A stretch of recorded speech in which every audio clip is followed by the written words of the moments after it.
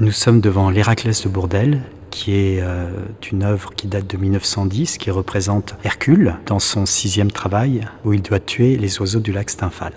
Pour réaliser cette sculpture, Bourdelle a besoin d'un modèle qui soit suffisamment sportif, suffisamment fort pour donner cette idée de puissance, puisqu'il s'agit d'un demi-dieu. C'est le fils de Zeus et d'une mortelle Alcmène. Donc il va chercher un modèle qu'il va trouver chez Rodin, et il s'agit d'un capitaine qui s'appelle le capitaine Doyen Parigot, qui est effectivement adepte de tas d'activités physiques, et il lui demande donc de poser pour lui. Et le capitaine lui dit « mais moi demain matin j'ai mes soldats à 8 heures, je n'ai pas le temps ». Et Bourdelle insiste, et il finit par accepter.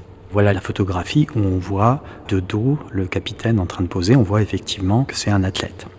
Quand on regarde la sculpture, il y a une forme de démesure. Qu'est-ce que veut nous montrer Bourdelle?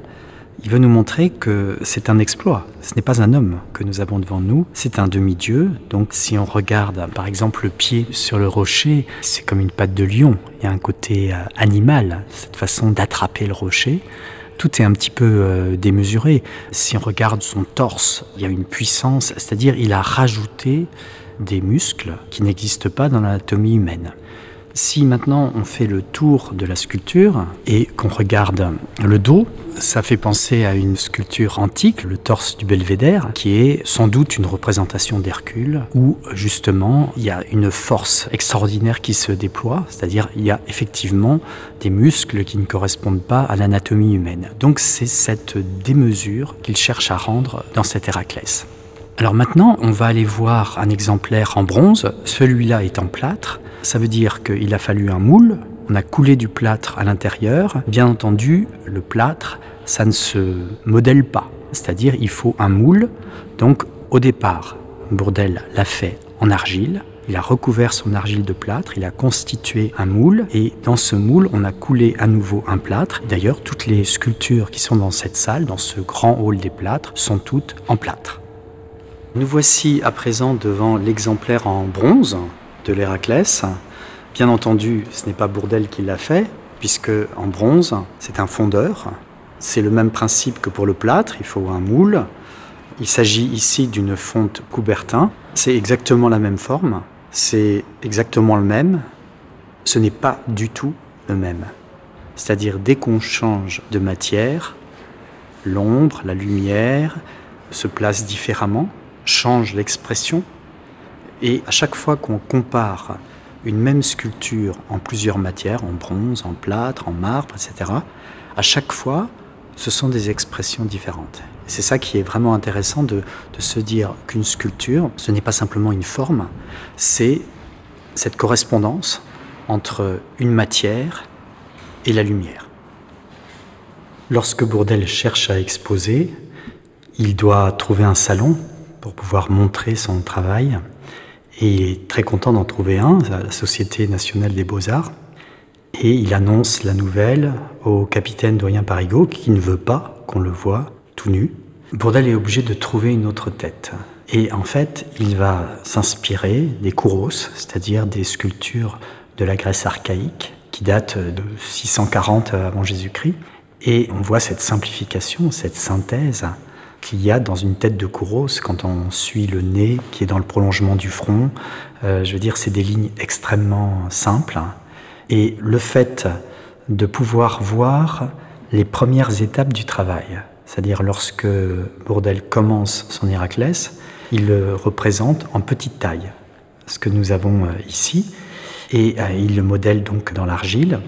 Et là, les premières étapes, nous avons la tête du capitaine Doyen Parigot. Ensuite, le capitaine, ne souhaitant pas être reconnu, demande à Bourdelle de changer la tête. Et donc c'est intéressant de voir le petit modèle, c'est-à-dire la première étape, avec la tête du capitaine Doyen Parigot, qui fonctionne beaucoup moins bien qu'une tête de kouros. Parce qu'une tête de kouros, il y a un côté un petit peu épouvantable, tandis que le capitaine Doyen Parigot, il a une bonne tête, sympathique, assez quotidienne. Et en fait, un héros, il faut que ce soit tout sauf quotidien. Il faut qu'on sente une démesure.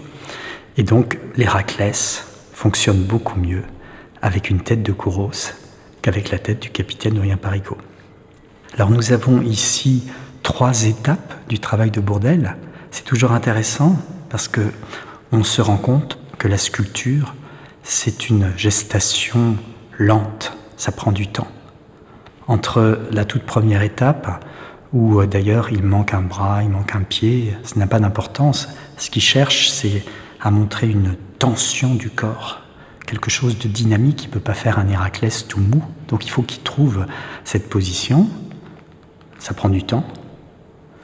Une fois qu'il la trouve, il se dit, bon, où vais-je le mettre? Comment le représenter? Et c'est là où il a l'idée du rocher. Et donc il le positionne sur le rocher. Quand on voit la deuxième étape, petite dimension toujours, bon, il a l'air de tirer face à lui, hein, mais non, c'est les oiseaux du lac Stymphale. Il doit tirer vers le haut, et donc il va monter le pied, il va monter le regard, il va monter le bras. Et donc ça permet, ces 3 étapes, de réaliser véritablement le temps que nécessite la sculpture. C'est-à-dire, il y a 3 ans de travail. J'espère que cette œuvre vous a plu. C'est l'œuvre qui va donner à Bourdelle la notoriété internationale à 49 ans. Quelquefois, c'est long pour se faire connaître, surtout pour les sculpteurs. Et peut-être, certains ont vu cette œuvre sur leur cahier d'écolier, puisque les cahiers Héraclès ont été assez fameux dans les années 70-80.